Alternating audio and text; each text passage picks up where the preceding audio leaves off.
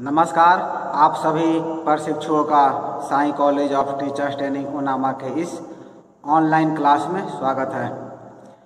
आज के क्लास में हम बात करेंगे डीएलएड प्रथम वर्ष के पेपर कोड F12 के यूनिट 4 से। जैसा कि आप सभी को ज्ञात होगा, डीएलएड प्रथम वर्ष पेपर कोड F12 में आपको आईसीटी पढ़ना है। आईसीटी यानी कि इंफॉर्मेशन एंड कम्युनिकेशन टेक्नोलॉजी। तो आईसीटी के अंतर्गत यूनिट 4 में आप सभी पढ़ रहे थे शिक्षण अधिगम प्रक्रिया में इंटरनेट। और शिक्षण अधिगम प्रक्रिया में इंटरनेट के अंतर्गत हम पिछले वीडियो में बात किए थे आपके ई स्कूल और वर्चुअल क्लासरूम सिस्टम के बारे में, यानी ई स्कूल या अवास्तविक कक्षा कक्ष व्यवस्था के बारे में। और उसी टॉपिक को आगे बढ़ाते हुए हम आज के क्लास में, आज के वीडियो में बात करेंगे एडवांटेज ऑफ ई स्कूल और वर्चुअल क्लासरूम सिस्टम, यानी आप कह सकते हैं ई स्कूल या अवास्तविक कक्षा कक्ष व्यवस्था के लाभ। वो एडवांटेज क्या है, लाभ क्या है, इसके बारे में हम विशेष रूप से आज के क्लास में चर्चा करेंगे, बात करेंगे। तो सबसे पहले आप हेडिंग देंगे, आप लिखेंगे एडवांटेज ऑफ ई स्कूल और वर्चुअल क्लासरूम सिस्टम। ये आपका आज का टॉपिक है, आज का शीर्षक है। तो आज आप सभी अपने कॉपी में नोट आउट कर लीजिए, ई स्कूल या अवास्तविक कक्षा कक्ष व्यवस्था के लाभ। जब इसके हम एडवांटेज की बात करते हैं, लाभ की बात करते हैं, तो इसे हम बिंदु वाइज समझेंगे, यानी कि पॉइंट वाइज समझेंगे, ताकि आप बेहतर तरीके से अपना नोट्स भी तैयार कर सके और एग्जाम में बेहतर प्रदर्शन भी कर सके। तो इसमें आप हेडिंग दे दिए होंगे, हेडिंग के बाद आपको लिखना है ई स्कूल के या फिर अवास्तविक कक्षा कक्ष के वर्चुअल क्लासरूम व्यवस्था के जो है निम्नलिखित एडवांटेज होते हैं, निम्नलिखित लाभ होते हैं। वो लाभ कौन कौन है, आप पहले उसके एडवांटेज में पहले लाभ में लिखेंगे फ्लेक्सिबिलिटी, यानी कि फ्लेक्सिबिलिटी का हिंदी होता है लचीलापन। ये क्या होता है, इसमें फ्लेक्सिबिलिटी होती है, यानी कि लचीलापन होता है। तो आप पहला में हेडिंग लिखेंगे और नंबर 1 में फ्लेक्सिबिलिटी यानी कि लचीलापन। लचीलापन में आप सभी को लिखना है कि अधिगम अनुभव प्रदान करने के दौरान इस प्रणाली का जो है लचीलापन बहुत ही लाभप्रद साबित होता है। यानी कि जब बच्चों को शिक्षा दी जाती है, बच्चों को पढ़ाया जाता है, तो क्या होता है, ये माना है कि अध्ययन जो है, अधिगम प्रक्रिया जो है, जितना लचीलापन होगा, जितना सॉफ्ट होगा, बच्चे जो है उतनी बढ़िया से सब चीज़ों को समझ पाएंगे। तो आपका ई लर्निंग क्या होता है, ये फ्लेक्सिबिलिटी होता है, इतना लचीलापन होता है कि बहुत चीज़ें जो है बच्चे आसानी से बेहतर तरीके से समझ सकते हैं। क्या क्या लचीलापन होता है, यदि हम एग्जाम्पल लिखेंगे तो आप लिखेंगे एग्जाम्पल यहाँ पर, या फिर जैसे आप लिख सकते हैं, जैसे हम लिख लेंगे कि अपनी सुविधानुसार कार्य करना। आप इसके लचीलापन में पहला में लिखेंगे, ए में आपको लिखना है कि अपनी सुविधा अनुसार कार्य करना। अपनी सुविधा अनुसार कार्य करना का अर्थ क्या हुआ, आपको जब समय मिलता है, जब आपको सुविधा है, जैसे सुविधा है वैसे आप पढ़ाई कर सकते हैं। जैसे कि ये वीडियो अभी रिकॉर्ड हो रहा है, लेकिन इसे आप जब चाहे, दिन हो रात हो, जहाँ पर हो, हर जगह इस वीडियो को देख करके आप ज्ञान प्राप्त कर सकते हैं। यानी क्या है, इतना लचीलापन इसमें है कि आप अपनी सुविधा अनुसार क्या कर सकते हैं, कार्य कर सकते हैं। उसके बाद सेकंड में लिखेंगे आप, इसके सेकंड एग्जाम्पल में आप लिख सकते हैं कि अपनी गति के अनुसार कार्य करना। सेकंड है अपनी गति के अनुसार कार्य करना, यानी कि आपकी जो गति है, आपकी जो समझने की जो शक्ति है, उसके अनुसार जो है आप चीज़ों को समझ सकते हैं। मान लीजिए आप क्लास में पढ़ते हैं, तो क्लास में जो है कोई भी शिक्षक आपको एक ही टॉपिक को बार बार या जितनी बार आप चाहें उतनी बार वो नहीं समझाएगा। लेकिन ऑनलाइन में क्या होता है, आप जितनी बार चाहें उतनी बार जो है वीडियो को बैक करके उतनी बार सुन सकते हैं। यानी जब तक आपका टॉपिक पूरी तरह से क्लियर नहीं होता है, जब तक आप पूरी तरह समझ नहीं जाते हैं, तब तक क्या करते हैं, आप चीज़ों को बार बार समझ सकते हैं। तो ये आपकी गति के अनुसार क्या करता है, कार्य करता है। चलिए उसके बाद आप 3 में लिखेंगे, तीसरे एग्जाम्पल में आपको लिखना है, नंबर 3 में लिखेंगे कि अपने स्थान पर बैठे बिठाए कार्य करना। जिसे मैंने पहले भी जिक्र किया था। ये क्या होता है, पूरी तरह से फ्री होता है, आपकी सुविधा के अनुसार काम करता है। तो आप जहाँ भी हैं, जिस जगह पर हैं, जिस पोजीशन में हैं, आप आराम से अपनी जगह पर बैठ करके शिक्षा प्राप्त कर सकते हैं। तो ये इसका होता है लचीलापन। ये पहले के बाद आप दूसरे में लिखेंगे, सेकंड नंबर में फ्री फ्रॉम फियर। फियर यानी कि होता है डर, फ्री फ्रॉम यानी कि भय से, डर से, डर रहित। आप हिंदी लिखेंगे भय रहित या डर से मुक्त। ये क्या होता है, इसमें डर नहीं रहता है, फ्री फ्रॉम फियर होता है। हिंदी में आप लिखेंगे भय रहित। इसमें आप सभी को लिखना है कि इस व्यवस्था में विद्यार्थियों को किसी प्रकार की आलोचना, मजाक या डांट इत्यादि का भय नहीं रहता है। वे असफलता को भी सहन करने में सक्षम हो जाते हैं तथा वे अपना लक्ष्य हासिल करने के लिए क्या होते हैं, प्रोत्साहित होते हैं। यानी जैसे क्लास में क्या होता है, क्लास में यदि कोई शिक्षक पढ़ा रहे हैं तो बच्चों को ये डर रहता है कहीं सर हमसे कुछ पूछ देंगे, हम यदि नहीं बता पाएंगे तो मेरी आलोचना होगी, बाकी बच्चे जो है मेरा मजाक उड़ाएंगे, टीचर हमको डांट सकते हैं। लेकिन ऑनलाइन में क्या होता है, ऐसी किसी बातों का भी डर नहीं होता है। आप जितनी बार चाहें उतनी बार टॉपिक को सुन सकते हैं, समझ सकते हैं, और कहीं भी यदि आपको समझ में नहीं आता है तो आप स्वतंत्र हैं, कहीं भी टीचर से कभी भी पूछ सकते हैं। जैसे कि हम कई बार आपसे कहते हैं, आपको कोई भी दिक्कत हो, कोई भी टॉपिक आपको यदि समझ में नहीं आता है या किसी भी विशेष टॉपिक में आपको समस्या है तो आप वीडियो के कमेंट बॉक्स में वो बता सकते हैं कि हमको क्या समस्या है। या आप सभी के लिए हम एक व्हाट्सएप नंबर भी अवेलेबल करा दिए हैं।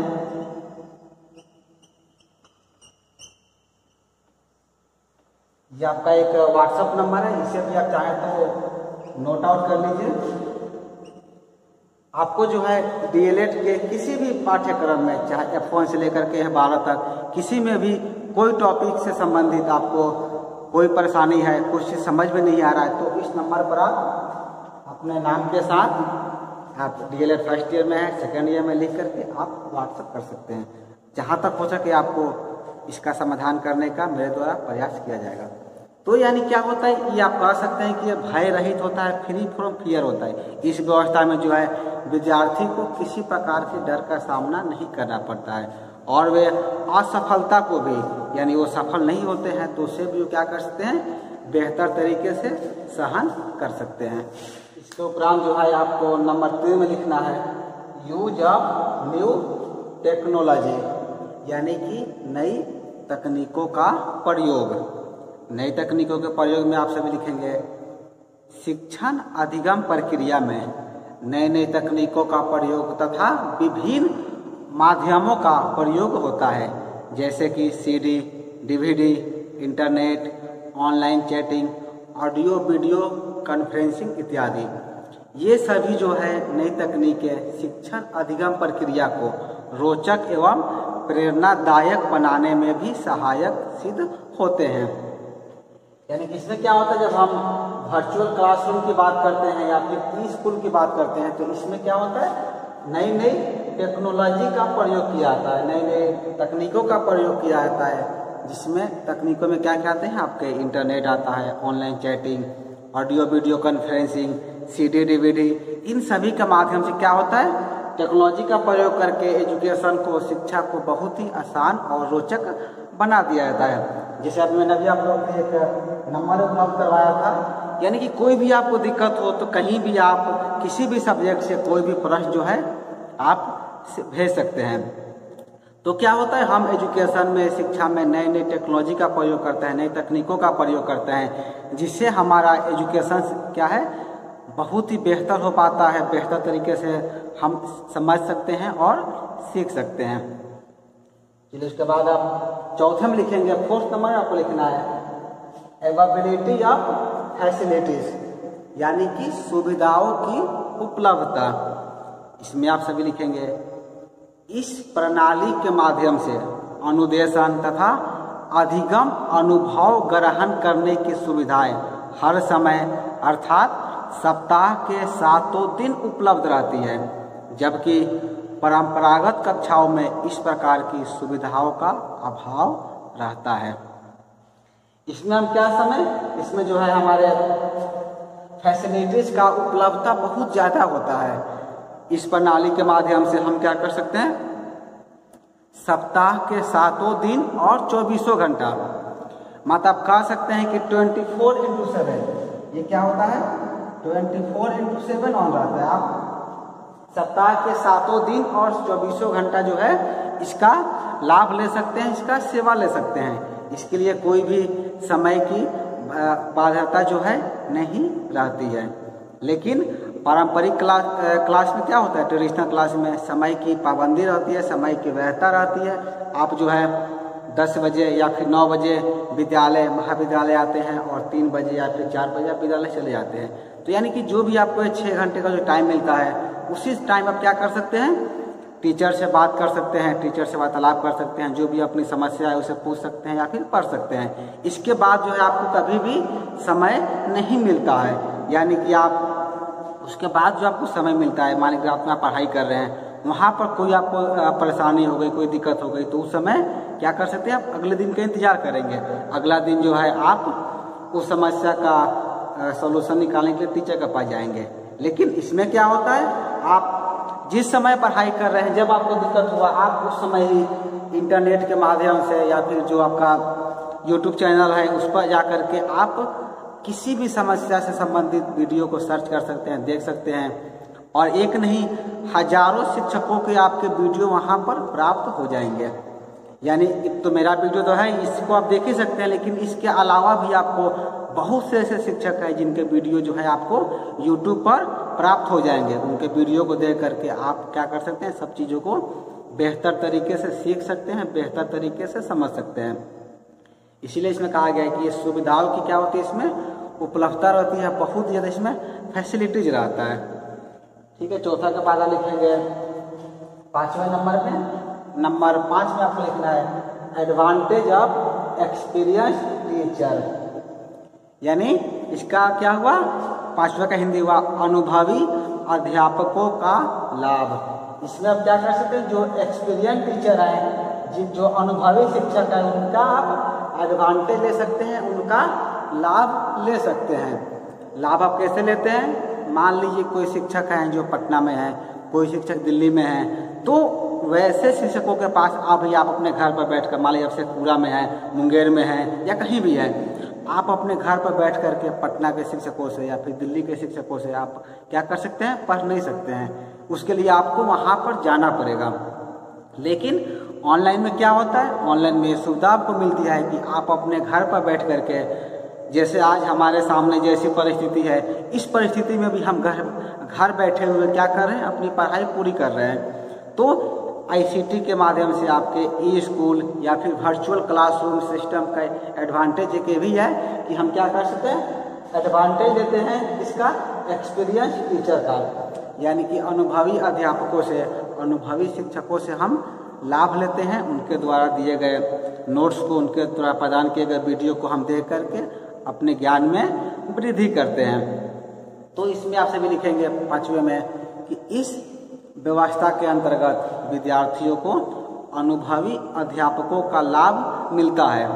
इन अनुभवी अध्यापकों को उचित पारिश्रमिक देकर उनके अनुभव का भी लाभ उठाया जा सकता है। स्कूल में जो है अनुभवों से ओतप्रोत फैकल्टी का बोलबाला भी इससे रहता है।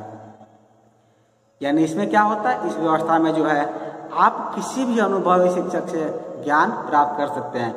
बहुत से शिक्षक ऐसे भी हैं यूट्यूब पर जो कि कुछ आपसे पैसे लेकर के, कुछ चार्ज लेकर के आपको वो सुविधाएं प्रदान करते हैं।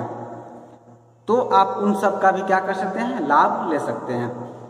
चलिए इसके बाद आप लिखेंगे नंबर 6 में प्रेजेंस नॉट एसेंशियल्स, यानी उपस्थिति आवश्यक नहीं, प्रेजेंस नॉट एसेंशियल्स। इस अवास्तविक कक्ष में, यानी कि वर्चुअल क्लासरूम सिस्टम में क्या होता है, एक निश्चित समय तथा स्थान पर स्वयं उपस्थित रहकर अध्ययन नहीं करना होता है। अतः यह प्रणाली जो है सेवाकालीन अध्ययन को बढ़ावा देती है। इस व्यवस्था के अंतर्गत विद्यार्थी किसी भी स्थान पर अध्ययन कर सकता है। यानी इसमें क्या होता है, प्रेजेंस जो है यानी कि आपकी उपस्थिति जो है अनिवार्य नहीं होती है, आवश्यक नहीं होती है, वो क्या होता है, एसेंशियल नहीं होता है, वो आप कह सकते हैं वो डिजायरेबल होता है। यानी इसमें होता क्या है, इसमें ये होता है कि आप जो है एक स्थान पर या एक निश्चित टाइम में आपको उपस्थित होना नहीं पड़ता है। इसमें क्या होता है, आप कभी भी जिस समय आपको टाइम मिलता है, जब आप चाहें, जितनी बार चाहें इस क्लास को, इस वीडियो को आप देख सकते हैं। इसके लिए ऐसा कोई टाइम नहीं बता हुआ है कि आप पार्टिकुलर टाइम में उपस्थित होंगे या पार्टिकुलर जगह पर ही जाएंगे। आप जहाँ भी हैं, जिस जगह पर हैं, उस जगह पर रह करके आप सब चीज़ों का लाभ उठा सकते हैं। चलिए इसका 7वें नंबर में लिखेंगे आप, 7वें नंबर आपको लिखना है यूजफुल फॉर एडमिनिस्ट्रेशन, यानी कि प्रशासनिक व्यवस्था के लिए भी उपयोगी। आप सभी भी जानते हैं किसी विद्यालय या महाविद्यालय में 2 विभाग होते हैं, एक होते हैं शैक्षणिक विभाग और दूसरा होता है प्रशासनिक विभाग। तो शैक्षणिक विभाग के लिए तो उपयोगी है। हमने यहाँ पर आपके 6 बिंदुओं में जाना कि ये कैसे जो है शैक्षणिक विभाग के लिए उपयोगी हैं। शैक्षणिक विभाग के साथ ही साथ ये जो है आपके जो प्रशासनिक विभाग है, जो आपका एडमिनिस्ट्रेशन डिपार्टमेंट है, उसके लिए भी क्या होता है, ये बहुत ही कारगर होता है, बहुत ही उपयोगी होता है। तो इसके अंतर्गत आप सभी लिखेंगे, इस प्रणाली के अंतर्गत अध्यापकों तथा प्रशासनिक अधिकारियों के समय और शक्ति में बहुत ही बचत होती है, जबकि ऐसी परंपरागत कक्षा के शिक्षण में संभव नहीं हो पाता। जैसे कक्षा में अनुशासन बनाए रखना, समय की पाबंदी रखना, सहगामी क्रियाओं की व्यवस्था करना इत्यादि। यानी इसमें क्या हम समझे, इसमें जो है यह यूजफुलनेस किसके लिए है, यह जो है उपयोगी प्रशासनिक कर्मचारियों के लिए भी उपयोगी होता है। यानी कि कक्षा में अनुशासन कैसे रखना है, समय को कैसे मैनेज करना है, बाकी जो कार्य होते हैं उन सभी कार्यों को क्या होता है, बेहतर तरीके से हम ICT की मदद से कर सकते हैं, इसे पूरा कर सकते हैं। चलिए आज के क्लास का हम अंतिम और लास्ट टॉपिक के बारे में बात करते हैं, अदर ऑनलाइन फीचर्स। आज के क्लास का ये अंतिम टॉपिक है, लास्ट टॉपिक का आप सबको लिखना है अदर ऑनलाइन फीचर्स। इसमें आप सभी लिखेंगे कि इस व्यवस्था में कई अन्य ऑनलाइन फीचर्स भी शामिल होते हैं, जिसके कारण यह प्रणाली और भी लाभकारी रहती है। जैसे एग्जाम्पल की हम बात करें तो प्रवेश यानी कि एडमिशन, रजिस्ट्रेशन, पाठ्यक्रम तथा शैक्षिक गतिविधियों से परिचित होना, प्रोजेक्ट प्राप्त करना, मूल्यांकन एवं स्वयं मूल्यांकन करना इत्यादि। इसमें क्या होता है, ऑनलाइन जो है ना, इसमें अदर ऑनलाइन फीचर में बहुत सारी ऐसी चीज़ें होती है जो इंक्लूड रहती है, जो कि हमारे लिए बहुत ही कारगर सिद्ध होती है। जैसे कि हमको प्रोजेक्ट प्राप्त करना है, हमें मूल्यांकन करना है, हमें स्वयं मूल्यांकन करना है, इन सब चीज़ों को हम बेहतर तरीके से यूज कर सकते हैं। स्वयं मूल्यांकन का अर्थ है कि आप कितना जानते हैं, आपको कितना नॉलेज है। जैसे कि आप सभी को पता होगा बहुत सारे ऐसे वेबसाइट हैं जो कि आपको क्या करते हैं, ऑनलाइन मॉक टेस्ट कराते हैं। तो उस टेस्ट को देख करके भी आप अपना स्वयं का मूल्यांकन कर सकते हैं, या फिर किसी भी शिक्षक से भी अपना जो चीज़ आपने बनाए हैं, जो आपने प्रोजेक्ट बनाया है, कहीं भी आपको दिक्कत है तो उसकी फ़ोटो को भेज करके शेयर करके आप सब चीज़ों का लाभ ले सकते हैं। तो हम यहाँ देख रहे हैं कि इतने सारे फीचर जो हैं जो आपके ई स्कूल और वर्चुअल क्लासरूम सिस्टम के अंतर्गत 8 बिंदुओं पर हम आज के क्लास में, आज के वीडियो में बात किए। उम्मीद है कि आप सभी जो हैं इसका नोट्स भी तैयार किए होंगे और इससे तैयारी करके आप अपनी परीक्षा में बेहतर प्रदर्शन करेंगे। तो आज के क्लास में इतना ही। हम अगले क्लास में आपके DLED प्रथम वर्ष के बाकी जो यूनिट हैं और उनके जो पेपर कोड हैं सभी के बारे में हम वीडियो लेकर आप सभी के बीच आएंगे। तो आज के क्लास को पूरा देखने के लिए आपका धन्यवाद।